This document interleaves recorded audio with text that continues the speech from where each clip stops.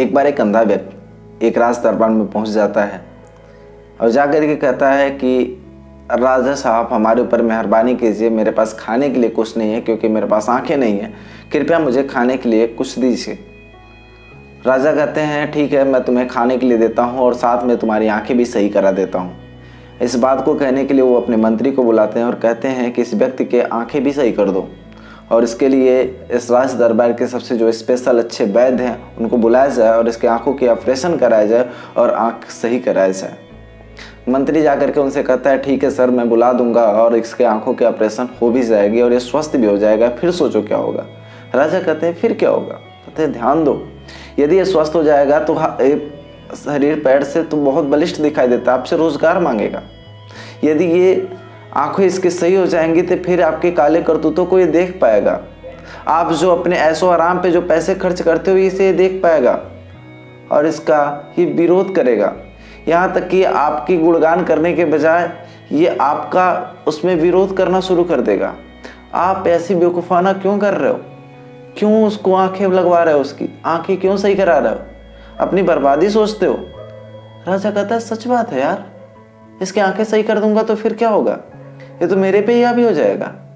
और ये सोच करके वो राजा उसकी फिर आंख नहीं सही कराता है, बस उसे 2 वक्त की रोटी देता है और वो खुश रहता है, गांव गांव फिरता है और राजा की बड़ाई करता है।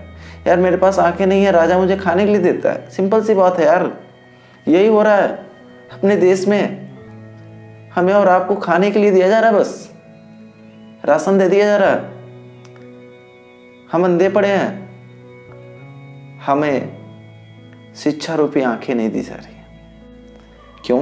क्योंकि हम उनकी काले करतूतों को देख सकते हैं। क्यों? क्योंकि हम समझ सकते हैं कि आखिर कैसे विधायक जी के पास, लड़के के पास 4 व्हीलर है और ये घूम रहा है ऐशो आराम से और हमारे पास नहीं है। हम उनके काले करतूतों को देख पाएंगे।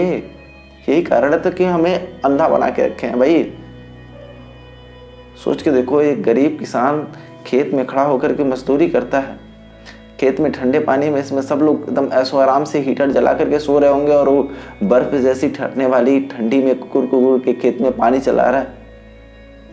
उसके लिए अपने खुद के पहनने के लिए स्वेटर खरीदने के लिए, चप्पल खरीदने के लिए पैसे नहीं है और जो कभी मेहनत नहीं किए, पसीने के एक भी बूंद शरीर से नहीं निकला, उनके पास करोड़ों रुपए हैं। कहाँ से?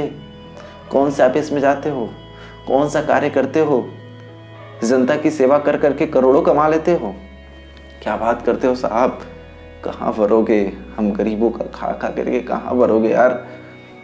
सोचो, अभी भी समय है। इस बार अपनी वोट एक ऐसे स्थान पे देना है जिसका कोई अर्थ निकले। किसी का यहाँ पे सपोर्ट विरोध करने नहीं बैठा हूँ, बस मैं जनता को जागरूक करने की कोशिश कर रहा हूँ कि इस बार सही स्थान पे हो क्या रहा है यार, इसे समझने की कोशिश करो। अंधे बना के रखे गए हैं हमें, आपको अंधे हैं हम सब, अंधा बना के रखा भी जाता है। शिक्षा पर कोई व्यवस्था नहीं, शिक्षा पर एक कदम जो सरकार चलती तो मैं मानता कि हाँ चल रही है। सोच के देखो, इस बार कदम उठाओ, ऐसा कदम उठाओ जिससे मजा आए और अपने हक के लिए लड़ो, पढ़ाई करो। केवल सरकार की गलती नहीं है, आपकी भी गलती है। आप पढ़ाई नहीं करना चाहते हो, पढ़ाई करना नहीं है, बस सरकार की निंदा करने से नहीं कुछ होगा। आप समझो, अपनी आंख लगवाने की कोशिश करो, अंधे ना बनो। शिक्षा रूपी आंख चाहिए, तब आप देख पाओगे, वास्तविकता देख पाओगे। बस आज के वीडियो में इतना है। धन्यवाद।